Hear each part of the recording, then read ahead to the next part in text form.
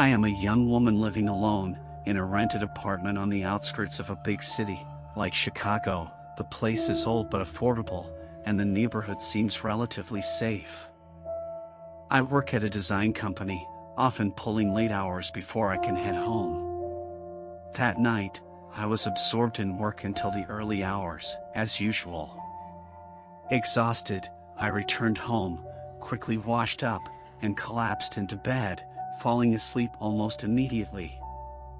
I'm not sure how long I had been sleeping when I was suddenly jolted awake by a series of urgent knocks on my door. Crocky, I glanced at my phone. 2 a.m. Who could be at my door at this hour?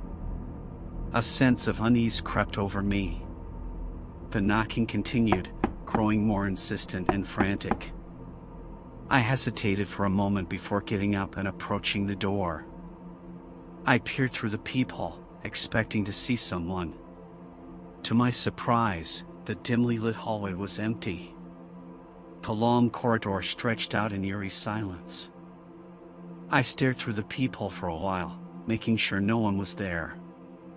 Just as I was puzzling over this, the knocking abruptly stopped. The world fell silent, and all I could hear was the pounding of my own heart. I breathed a sigh of relief, thinking perhaps it was just a drunk person at the wrong door, or maybe I had imagined it. I returned to bed, trying to fall back asleep, but the unease lingered. I tossed and turned, the urgent knocking echoing in my mind. The next morning, I awoke to my alarm. Drowsy, I opened the door, ready to head to the bathroom. But as my gaze fell on the door, I froze in shock.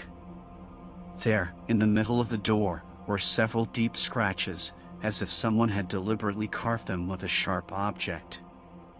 They hadn't been there the night before, meaning they had appeared sometime while I was asleep. My heart leapt into my throat. Was the knocking not just my imagination? Had someone actually tried to break into my apartment? But why? I couldn't recall offending anyone recently. With shaking hands, I called my landlord and explained the situation. He sounded shocked and promised to immediately inform the police and increase security in the building. But this did little to calm my nerves. Over the next few days, I lived in constant fear. Every night, I would anxiously await the return of the knocking. I couldn't sleep soundly, always startling awake at the slightest noise. My friends, hearing about the incident, urged me to move out or stay with relatives. But I didn't want to feel like I was giving in to an unknown threat. I decided to face this bravely, refusing to let fear control my life. A breakthrough came a week later. That night, the knocking started again, more urgent and forceful than ever. Trying to stay composed, I looked through the peephole. This time, I saw a figure. A tall man stood outside my door, wearing a baseball cap, his head lowered, obscuring his face. But his build and stance felt menacing. I held my breath, watching his every move. Just then, the man lifted his head and suddenly turned towards the peephole. I saw his face. It was my ex-boyfriend. We had broken up 3 months ago after I discovered he was cheating on me. On the day of our breakup, he had caused a scene at my place, swearing he'd make me regret it. But then he had disappeared, and I thought it was over. What was going on? Was he behind all this? To get back at me? I felt dizzy, fear, anger, and confusion swirling together. As I stood there stunned, he suddenly let out a strange laugh and walked away. I called the police with trembling fingers. They arrived quickly and searched the building. They found suspicious footprints and traces in the stairwell, likely left by my ex. The police advised me to move out as soon as possible and consider filing a restraining order. The next day, I packed my bags, ready to temporarily stay with a friend. As I was about to leave, I found a note slipped under my door. I carefully unfolded it. It read, "This is just the beginning. You can never escape me." A chill ran down my spine. What did this mean? What else was he planning? I realized the nightmare might have only just begun. Even now, I shudder to recall that experience. The feeling of being awakened by knocking in the dead of night, the fear of someone possibly breaking in, the unease of being watched and followed. Even after moving away, the shadows still haunt me. I don't know where my ex-boyfriend is now, or if he's still plotting something. All I can do is stay vigilant, be cautious, and try to live my life without letting fear consume me. But I know that the sound of those midnight knocks will forever echo in my nightmares. It was the beginning of the end of my peaceful life, the moment I realized that danger and fear can be constant companions. I hope my story can serve as a warning to other women living alone, to be alert and to protect themselves. Because you never know when a knock in the night might herald the start of a horror story.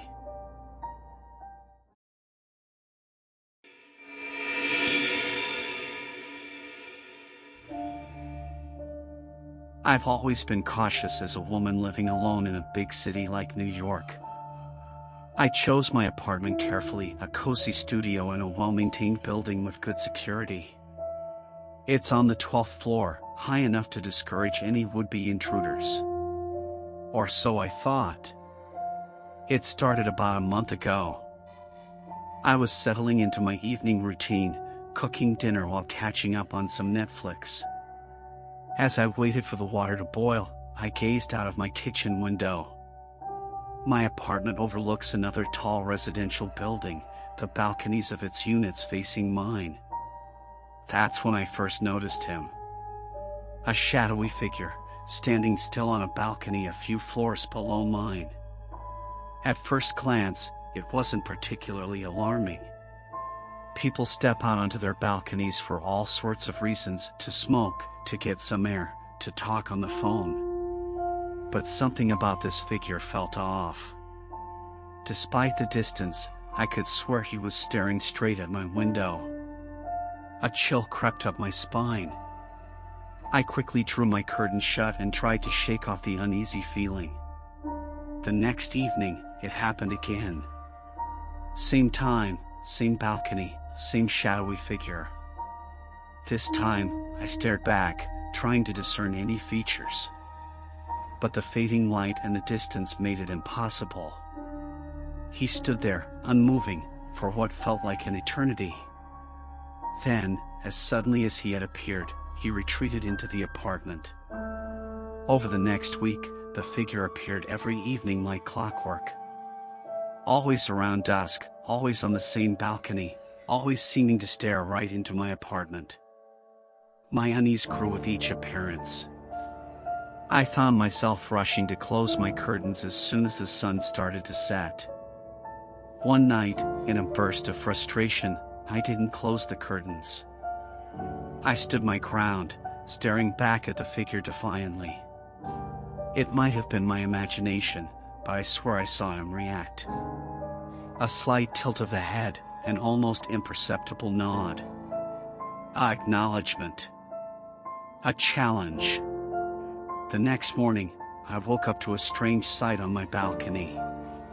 Cigarette butts. 3 of them, lined up neatly on the railing. I don't smoke, and access to my balcony is only possible through my apartment. Icy fear gripped my heart as the realization hit me. He had been here, on my balcony, while I was sleeping mere feet away. I called the police immediately. They came, took a statement, dusted for fingerprints. But without any clear evidence of a break-in or a direct threat, there wasn't much they could do. They advised me to keep my doors and windows locked, and to call again if the situation escalated. Escalate it did. Over the next few nights, I found more cigarette butts on my balcony. Sometimes arranged in patterns, sometimes spelling out words. Hello. watching. Soon, I was living in a constant state of terror. I barely slept, jumping at every little noise. I kept the curtains tightly shut, but I could still feel his gaze boring into me. My friends urged me to move out, but I couldn't afford to break my lease. And a stubborn part of me refused to be driven out of my own home. Instead, I invested in a camera. I set it up discreetly on my balcony, angled to capture anyone approaching. Every morning, with a mix of dread and determination, I reviewed the footage. For a few days, there was nothing. Then, on the fourth night, I caught a glimpse. A hooded figure, climbing over from the adjacent balcony under the cover of darkness. He moved with alarming agility, scaling the dividing wall with ease. But what made my blood run cold was what he did next. He stood there for a while, staring into my apartment. Then, slowly and deliberately, he placed something on the railing before retreating back the way he came. When I checked my balcony with shaking hands, I found a single long-stemmed red rose. A twisted token of affection from my unknown stalker.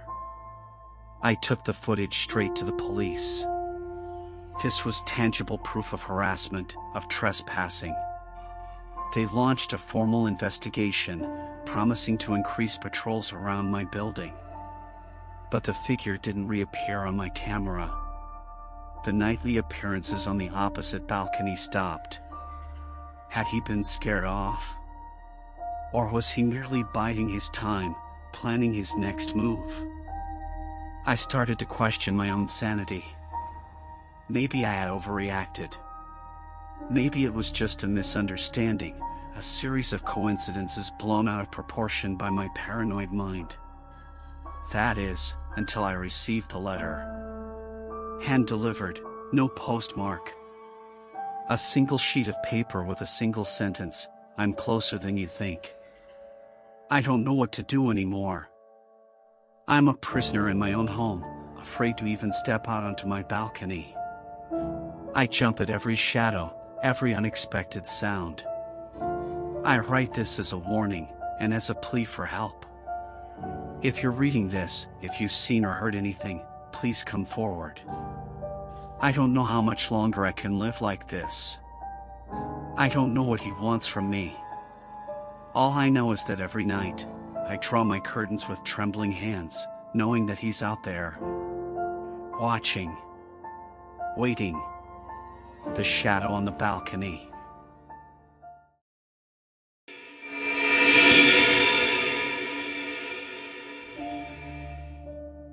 As an aspiring writer, I spent most of my free time lost in the worlds of my imagination. But after months of solitary evenings, typing away at my laptop, I began to crave a real human connection. That's when I turned to the dating app. I swiped through countless profiles, my hopes rising and falling with each potential match. Then, I found Eric. Handsome, successful, with a profile full of witty one-liners and a smile that seemed to promise adventure. We messaged constantly, bonding over our shared love of obscure films and dreams of traveling the world. He seemed to understand me in a way no one else did, seemingly interested in even the most mundane details of my life. When he suggested we meet in person, my heart leapt with a mixture of excitement and trepidation. We agreed on a trendy bistro downtown, a public place to ease my first date nerves. That evening, I stood in front of my mirror, scrutinizing my reflection. I smoothed my hand over my carefully chosen dress, the fabric clinging to curves I usually tried to hide. My hair was styled, my makeup applied with a careful hand, but my eyes betrayed my uncertainty. The doorbell rang, startling me from my thoughts. I took a deep breath, trying to calm the butterflies rioting in my stomach, and opened the door. The man standing on my doorstep was not the man from the pictures. He was shorter, older, with a receding hairline and a build that spoke more of indulgence than athleticism. but it was his eyes that made my breath catch in my throat. They were cold, calculating, roving over my body with an intensity that made me want to retreat back into the safety of my apartment. "Surprise," he said, his voice an unwelcome contrast to the smooth, reassuring tone I'd imagined from our chats. "Ready for our date?" I stood frozen, my mind struggling to reconcile the charming messages with the unsettling reality before me. Who are you?" I managed to stammer. "I'm Eric, of course," he repeated. His smile remained in place, but the warmth had vanished. His eyes darted across my face, no longer meeting mine. They lingered a moment too long on my exposed neck, sending a shiver down my spine. I know I look a bit different from my pictures, but they were a bit outdated. "I hope you don't mind." Mind? Of course I minded. This felt like more than just an outdated picture. It felt like a deliberate deception, a trap. I tried to close the door, mumbling something about a mistake, but his hand shot out, gripping the door frame. "Don't be like that," he said, his voice lowering to a growl.